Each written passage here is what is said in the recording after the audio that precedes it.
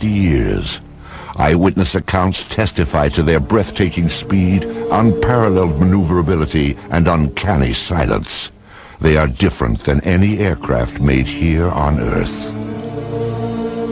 These stealthy visitors are called UFOs, unidentified flying objects. They have shown up unexpectedly in photographs taken all across the globe. Yet if we turn back the pages of history, there are intriguing hints that UFOs have been with us all along. Perhaps even as far back as 12,000 years ago, when our ancestors found shelter in the darkness of caves. The walls of these primitive dwellings were often painted with figures of hunters and the animals they hoped to snare. Recently, other images have come to light. These tracings were made from caves in France and Spain, and they show pictures not ordinarily associated with hunting. Their shapes are very peculiar because they do oftentimes look like UFOs and saucers.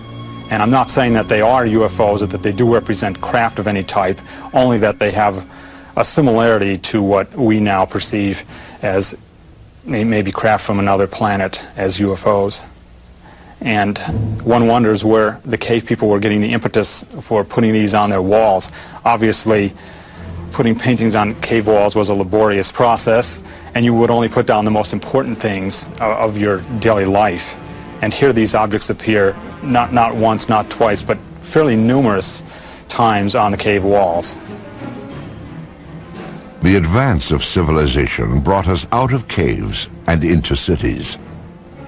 Some 4,000 years ago, scribes recorded what sounds like the sighting of UFOs during the reign of a pharaoh named Thutmose III. In the year 22 of the third month of the winter, a circle of fire appeared in the sky. After some days it became more numerous and shone with the brightness of the sun, extending to the very limits of the heavens. Royal Records of Thutmose III, 1480 BC.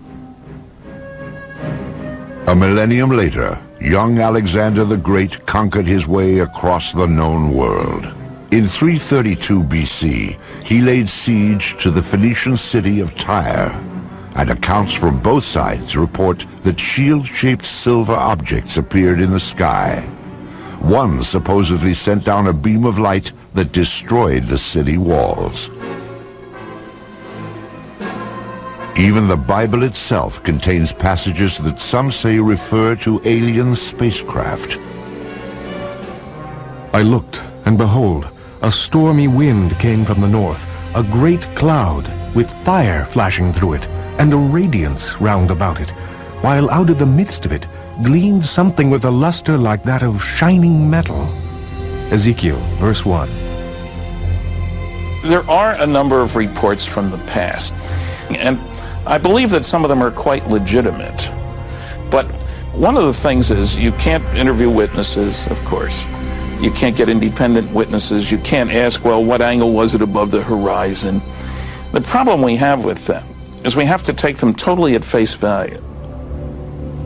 It's always important in looking at these to remember that there are a lot of strange astronomical phenomena that only occur once in a while, like a star going supernova and suddenly appearing in the sky, or a comet which appeared unexpectedly. And so you always have to look at these from the point of view of astronomy. There could be some atmospheric phenomenon or an astronomical phenomenon that they were depicting as something supernatural. As the scientific awareness of the population grew, superstition was replaced by knowledge of what was actually going on in the heavens. However, when an object would fly across the sky and stop, or hover, or seemingly descend to the ground, or maybe exhibit many different color changes or change shape or what have you, then even those people knew that they were looking at something out of the ordinary. The residents of Nuremberg, Germany, had just such an experience on April 4th, 1561. On that day, the skies above the city filled with a chaotic array of tube-shaped objects and balls of light. Eyewitnesses called it a frightful spectacle. Chronicles of the time also report extraordinary displays over Basel, Switzerland during the summer of 1566. These events were depicted in primitive woodcuts made by eyewitnesses. However, it was the talented master artists that have left us the most fascinating images. In 1998, an Italian writer named Daniela Giordano earned an award for her landmark study of the enigmatic flying objects depicted by Renaissance artists. She discovered that not only did the artist have these objects in the picture, but he also had people looking at these objects and shielding their eyes as though the people were actually noting with amazement that something unusual was in the sky. It's unknown why the object's there, but it does appear and it looks like a UFO. This apparently traditional religious work is known as the Madonna and Saint Giovanni. Here too, a witness to the flying object is placed unobtrusively, yet unmistakably, in the background. And it's very obvious that this person's attention is directed to the flying object. And the artist obviously wanted viewers of the painting to see that not only is there the Madonna in the painting, but that there's also an object in the background. Curious airborne craft show up in other media as well. These tapestries from the 1500s depict the life of the Virgin Mary. Lurking in the background is the familiar shape of a 1950s-style UFO.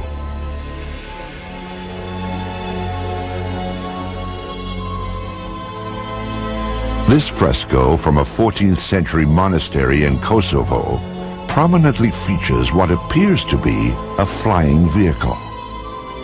On this French coin, minted in 1680, a ray of light beams down from a colossal wheel-shaped object. Sporadic sightings continue to be recorded for the next 250 years.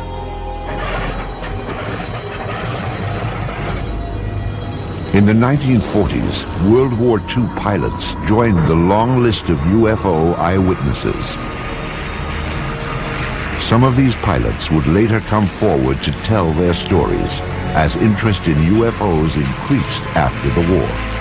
Pilots on all sides of the conflict, the Axis and the Allied pilots, reported strange objects, sometimes flying off the wingtips of their airplanes, and seemingly exhibit intelligent maneuvering. If you tried to fly the airplane toward it, the object would fly along with you and just keeping off the wing, or dive down or fly above.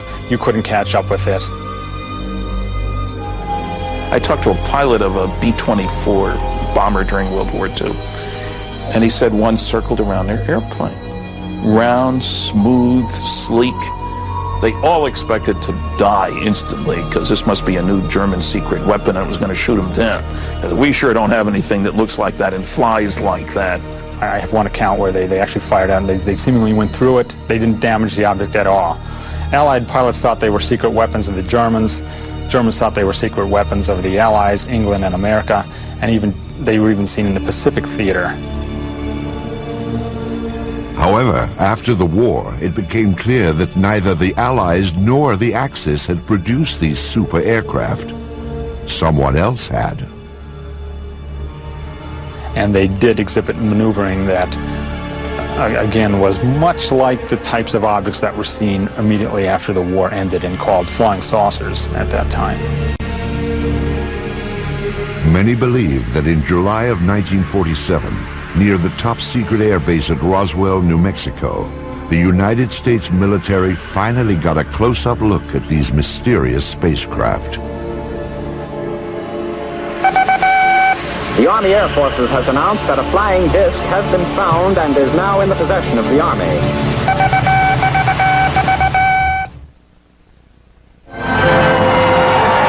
In the fall of 1945, American boys came home to a hard-earned welcome. They had faced unspeakable horrors. Now they would head for suburbia and get started on the baby boom. At the same time, another new era was dawning. The age of flying saucers. The enigmatic spacecraft that had appeared from time to time through the centuries would now take center stage. The age of innocence was over. The wave of modern UFO sightings began simply, with no photos, no radar returns, and no physical evidence. Just a story told by one man at the right time in history. Kenneth Arnold was a 32-year-old successful businessman on the summer day that his sighting took place. He sold firefighting equipment and flew his own light plane. On Tuesday, June 24th, 1947, Arnold was flying toward Mount Rainier above the Cascade Mountains of Washington State.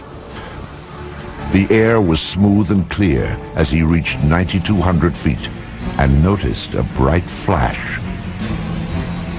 To the left and north of Mount Rainier, Arnold saw what he described as 9 unusual aircraft flying at over 1,200 miles per hour.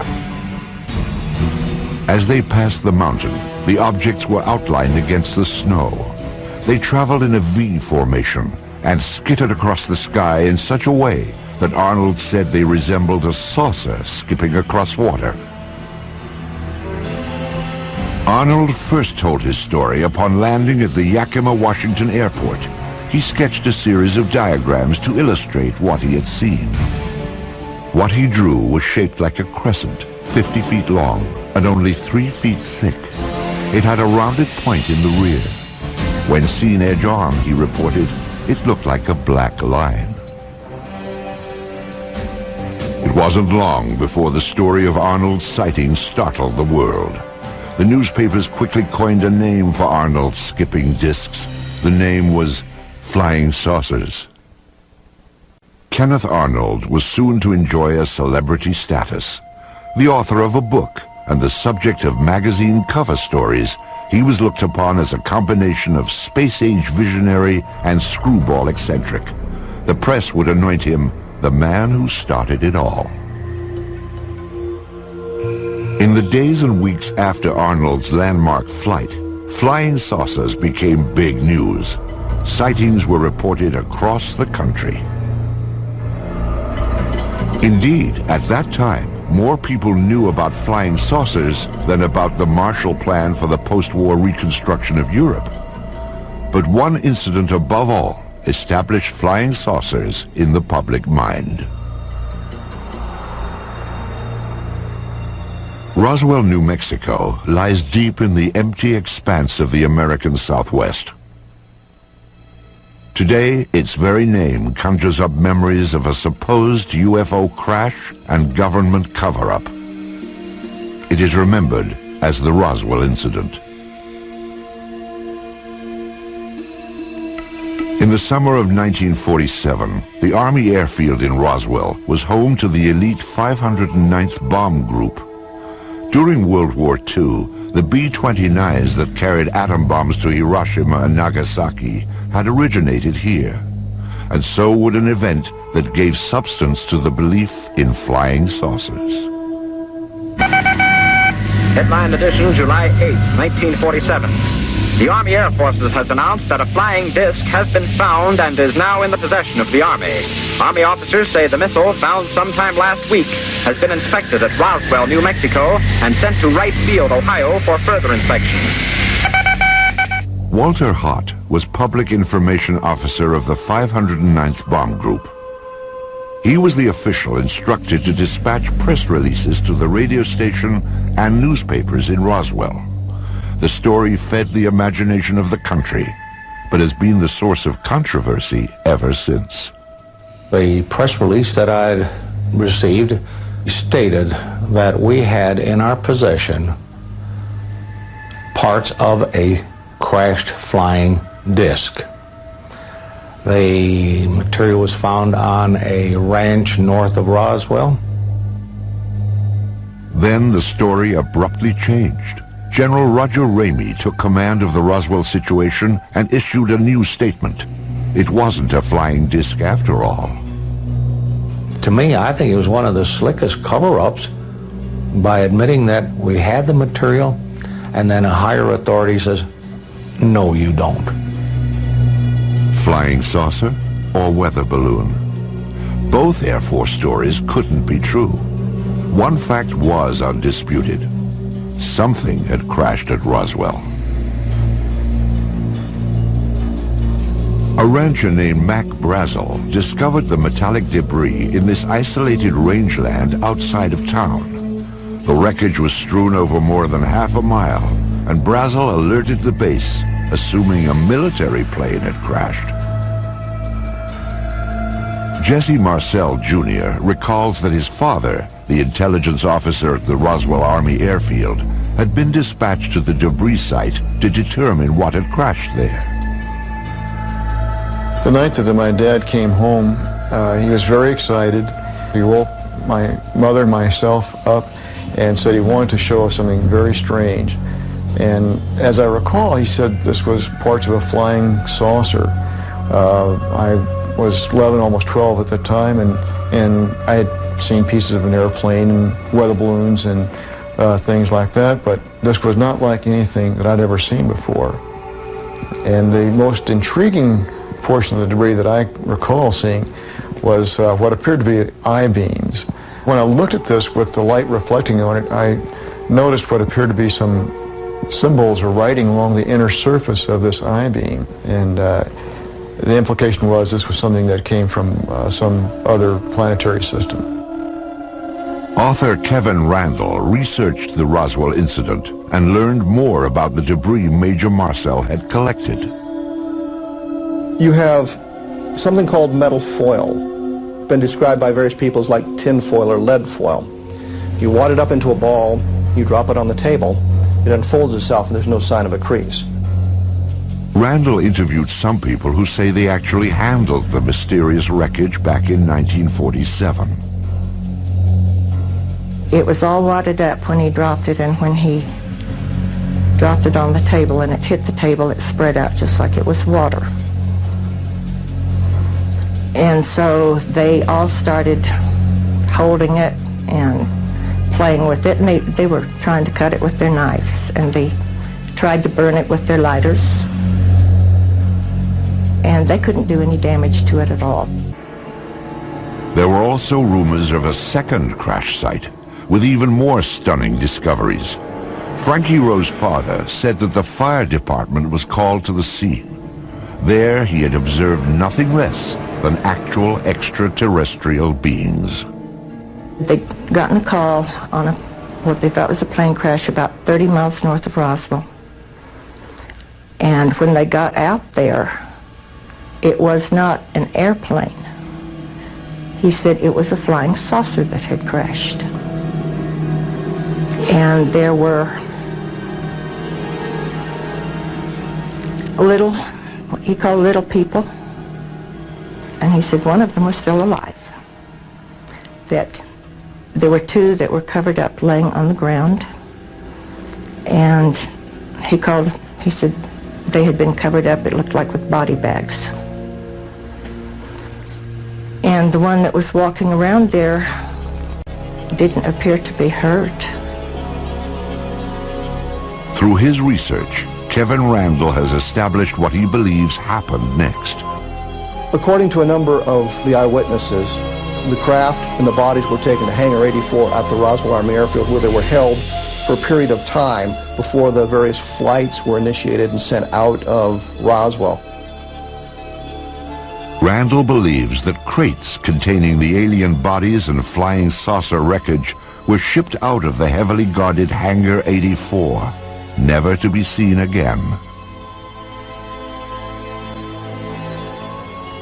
When the Air Force produced one MEGA weather balloon at the Roswell crash debris, many concluded it was part of a cover-up. In the 50s, there was the belief that the U.S. Air Force had proof of some sort that these were alien spaceships and was covering it up to prevent panic. There obviously was a cover-up of this accident, because years later my dad said he was actually part of the cover-up because he went along with the weather balloon story. Indeed, according to Marcel, his father revealed that he had been ordered to pose with wreckage from a weather balloon. My dad explained to my mother that this was a non-event. Don't even discuss it with your friends. Don't talk about it. I was a true Air Force brat. I believed in following the orders, you know. He didn't want me to talk about it, so we did not talk about it. These people were visited by military authorities. They were told to keep quiet. Frankie Rowe recalls such a visit from a man in a uniform. He started getting louder and he kept saying, "Don't you understand? You did not see anything." And he had a nightstick type of thing with him that was kind of hanging on his belt. And he took that out and he got very loud and he started talking, and every time he would make a point, he would hit his hand with the nightstick. So he would say, "You didn't see anything, you were not there." And he said, "If you ever say one word about this the rest of your life, we will split up this family. If that's not enough," he said, "you know, this is a big desert out here. We can take you out in the desert." And he said, "No one will ever find your bodies." If this disturbing account is true, it can only be described as a death threat, a warning to remain silent about the Roswell incident. What was so vital to protect? In January of 1948, the Air Force would launch an investigation into the escalating flood of UFO reports.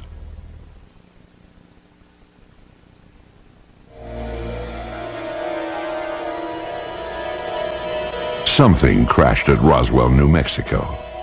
But whether the object that fell from the sky in July of 1947 originated here on Earth or somewhere in outer space has been hotly debated for more than a half-century. Perhaps it truly was a weather balloon, as the Air Force insists. If so, that would deflate one of the seminal events in the history of UFOs.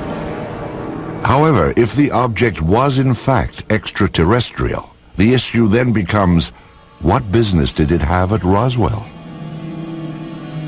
At the time of the Roswell crash, New Mexico was host to the most advanced military and scientific experiments on the face of the planet. In fact, the Roswell area was the only place in the world where testing of cutting-edge radar, rockets, and nuclear weapons could all be found.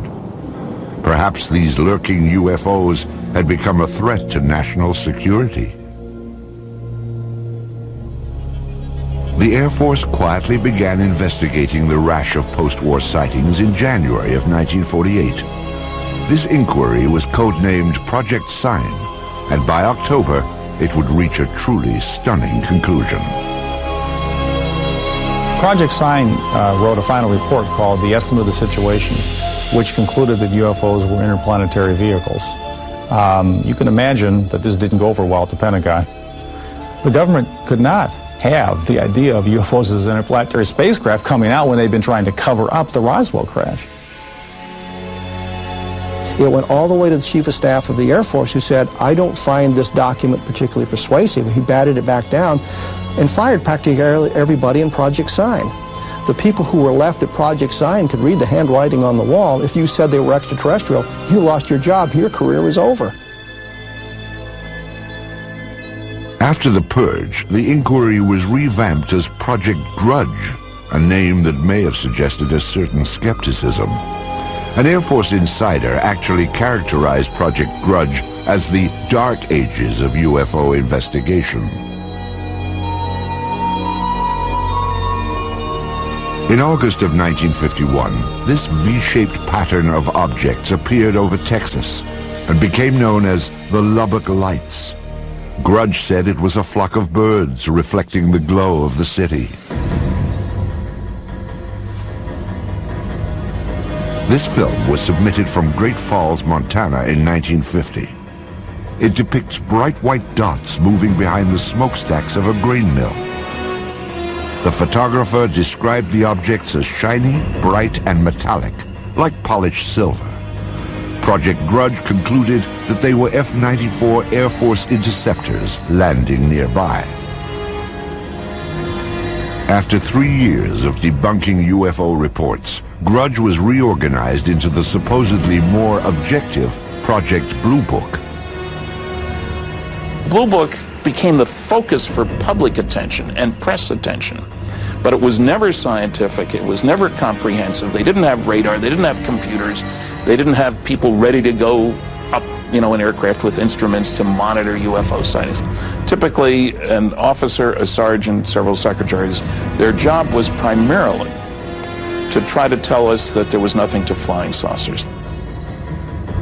Major Hector Quintanilla Jr. became Blue Book director in 1963. The objectives of the program are twofold. They're the same as they have been since 1953 when the regulation was written. First of all, to try to determine if the UFO phenomena presents a threat to the security of the United States. And second, to determine if the UFO phenomena exhibits any technological advances which could be channeled into research and development.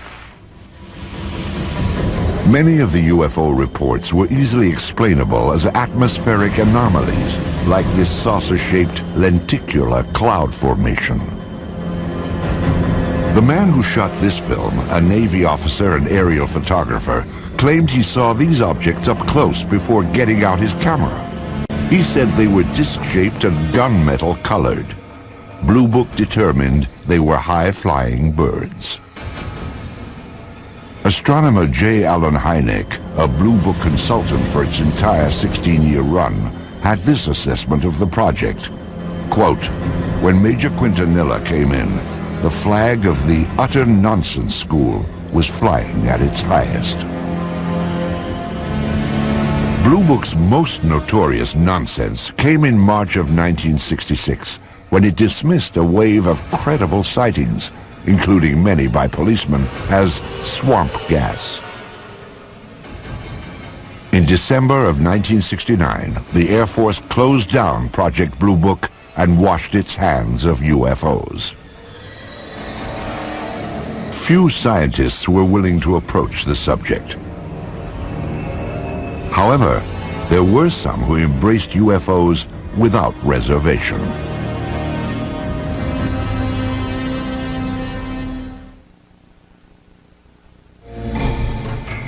During the 1950s, the Air Force stood by its finding in the Roswell case. The crash was nothing more than a weather balloon. But newsreels show a public that continue to watch the skies, hoping to glimpse a spacecraft. Suddenly, people from coast to coast began seeing UFOs. What followed was a popular movement that embraced flying saucers and the spacemen who flew them. Ready or not, the flying saucers were coming. Within a matter of several days, I will myself make what might be called a flying saucer, although I don't choose to call it that because it may not respond to our controls. To the vast majority of the people in the late 40s and 1950s, flying saucers were a terrific novelty. And there was a great deal of popular fascination. There were cheesy science fiction films based on the idea of that Martians were invading the Earth in flying saucers. Popular magazines printed on pulp paper would hit the newsstands in time to cash in on the trend and expand it to legendary proportions. The man behind those flying saucer legends was publisher Raymond Palmer. Palmer was a man who in his youth had been severely injured, and so he was crippled up, and he was what you would call a hunchback, I guess. He had the instincts of a carnival barker. He liked to put something over on you. And the thing about Palmer was that his fans liked having Palmer put something over on them. It was Palmer's Fate magazine, later called Flying Saucers magazine, which helped spread the idea of UFOs in the 1950s. Spacecraft from around the universe played across these colorful pages. It was here that the UFO was finally identified. Now everyone knew they were spaceships from other worlds. What followed was a craze in the 1950s known as the contactee movement. Contactees were people who said that they had made contact with space people. I was aboard a flying saucer in the Nevada desert on 11 different occasions. I was taken into this monstrous saucer by one of the men and confronted with a lady captain. Beautiful complexion, beautiful appearing woman, and they're peaceful people. They mean no harm to us. They come down here to investigate what's going on Earth, and they certainly convinced me that they're peaceful, and they come from another planet they call Clarion. They told me there was life on Mars and that there were life on other planets as well, and all planets except Earth had interplanetary means of travel. The man credited with starting the contactee movement was a Polish immigrant and self-styled philosopher named George Adamski. In his book, Flying Saucers Have Landed, Adamski claimed that in 1952, he had been aboard an alien spacecraft. I was picked up on a desert, in California desert, and I was taken to the mothership and they were flown around, not too close to the moon, but with instruments, similar, you might say, except it wasn't a camera, it was a regular sort of a telescopic instruments that we were able to see what was on the moon on the other side of it, see? Adamski's book detailed his meeting with a man from Venus called Orthon. There were also photographs of the spaceship he supposedly flew in. Adamski's books also reflected the political climate of the 1950s, like growing concerns about the arms race between the United States and the Soviet Union. When Orthon departed, he would leave behind these enigmatic footprints. Adamski said they contained a message urging an end to nuclear testing on Earth. In a similar vein, other contactees spoke of aliens from utopian planets who wanted to prevent all-out nuclear war. Best of all, these aliens looked just like us. I have a picture here of the gentleman who escorted me through the craft, and I would like to show it and describe it. This gentleman, he appeared almost as I am, except that he was about 5 feet 10 inches tall, weighing about 150 to 155 pounds, and they all appeared about that same size, including the lady. George Adamski would publish 2 more volumes on his contacts with beautiful space people from Saturn and Mars. He even had opportunity to take home movies of the scout ships that transported him, guided by robot pilots from Venus. The impact of Adamski's tales led to an explosion of flying saucer clubs and conventions. As the flying saucer phenomena continued into the 50s, civilians began to become very interested, of course, people did, and clubs formed up with a classic meaning of the term club, hobbyists, as it were, that were just interested in the wilder, esoteric aspects of the phenomena, particularly the stories of people who said they were in contact with aliens. Many of the contactees would gather at the largest flying saucer festival of all time. It took place in California at a place called Giant Rock in March of 1954. It attracted over 5,000 outer space enthusiasts. How many trips have you made to outer space? Well, I'd say 350 or a few more. When was the last one? Well, the first part of June. And who did you go with? Well, people from Jupiter. I have made telepathic contact for the past 8 years with many space people from many areas of space, both inside and outside of the solar system. Lectures were given from the Giant Rock, and stalls were set up to sell books, photos, and space-age souvenirs. Most importantly, conventions like this gave the contactees a place to exchange ideas, rumors, and reports. But I do believe what I see. And I am one of those who was inside a flying saucer. I seem to become one with the entire universe. Everything in the universe seemed to be contracted down to one small dot.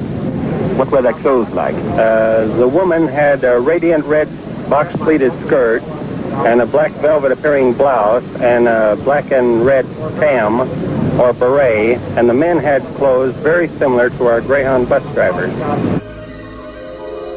Contactees also described the alien spacecraft they had seen in astonishing detail.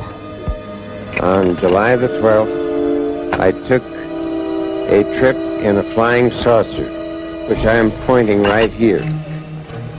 The saucer was well equipped with rooms, bedrooms, bathroom, toilets, and this saucer, I went up into Mars, over the moon, Venus, Clarion, and Orion. When I say Orion, I do not mean Orion. It is a planet outside of our galaxy. Also popular among contactees was a belief that startling evidence was about to be revealed.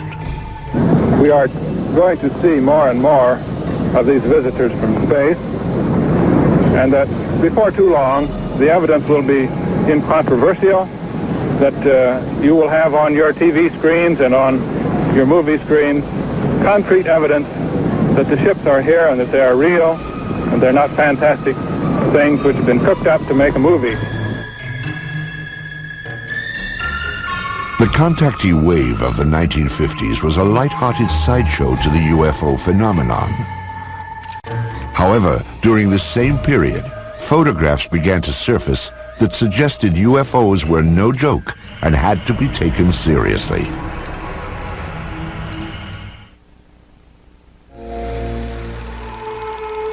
They are round, they are cigar-shaped, and they are cylindrical.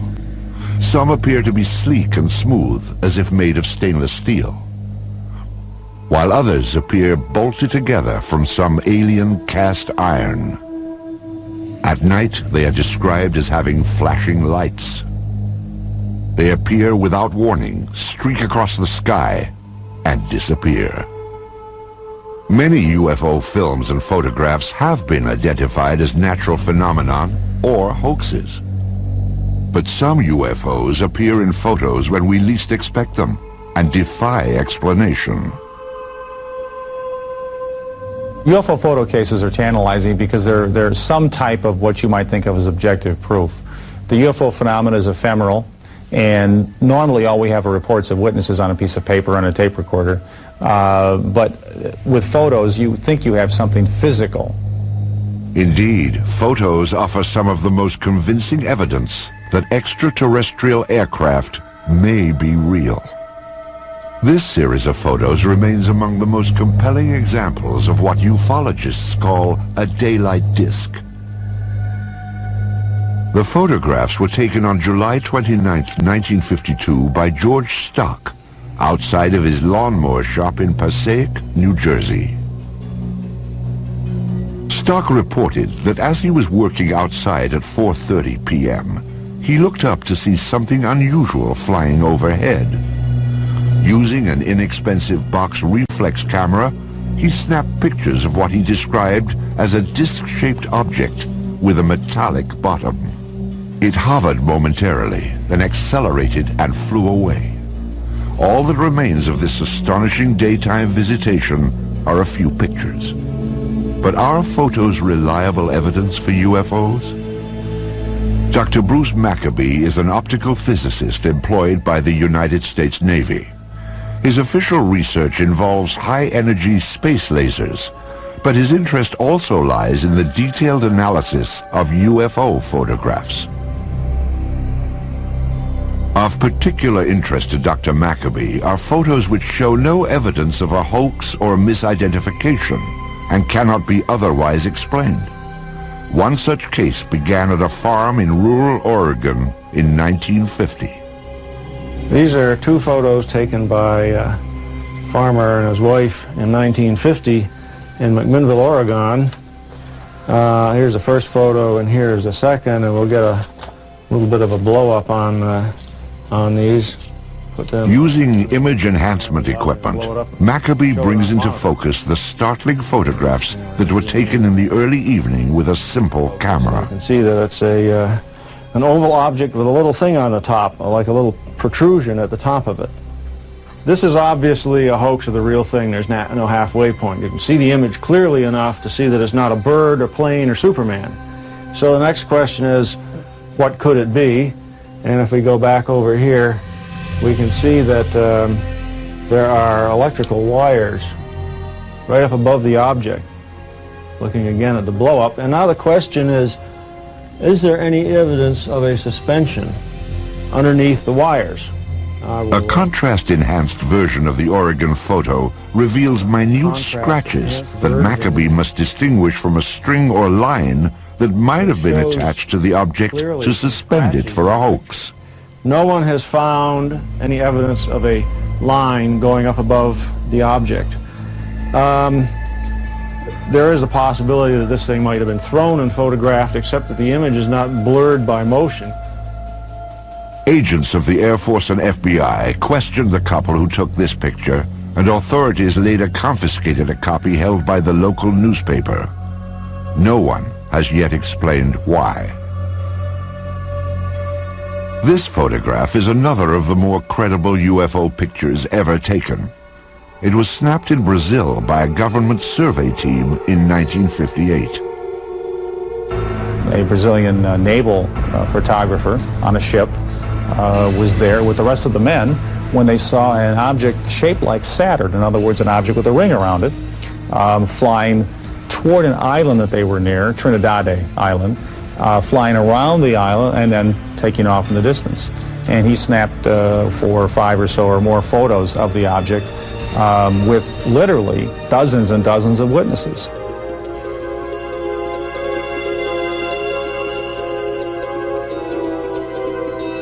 The sighting lasted nearly 2 minutes. First, the object was reported to have approached the island, then it disappeared behind a mountain. It then reappeared before moving off at high speed toward the sea. This is clearly a structure that somebody built. It doesn't look like anything that we have on Earth. There were all these witnesses who saw the picture being taken. For these reasons, the photographs are unusually evidential and have to figure in any kind of case for the reality of UFOs as somebody's technology. Because this is a multiple witness case done by scientists and a professional photographer, and it has many photographs, it probably has to be taken seriously as the #1 photographic case in UFO history. Soon after the photos were taken, Brazil's president, Juscelino Kubitschek, ordered them released to the press. His action stands in stark contrast to the apparent secrecy of official UFO inquiries in the United States, beginning with the Roswell incident in 1947. Even today, requests for government records are routinely refused. Documents that are released are often censored to the point of uselessness. Perhaps it is no surprise that many suspect a government cover-up and conclude that unidentified flying objects may indeed originate somewhere other than Earth.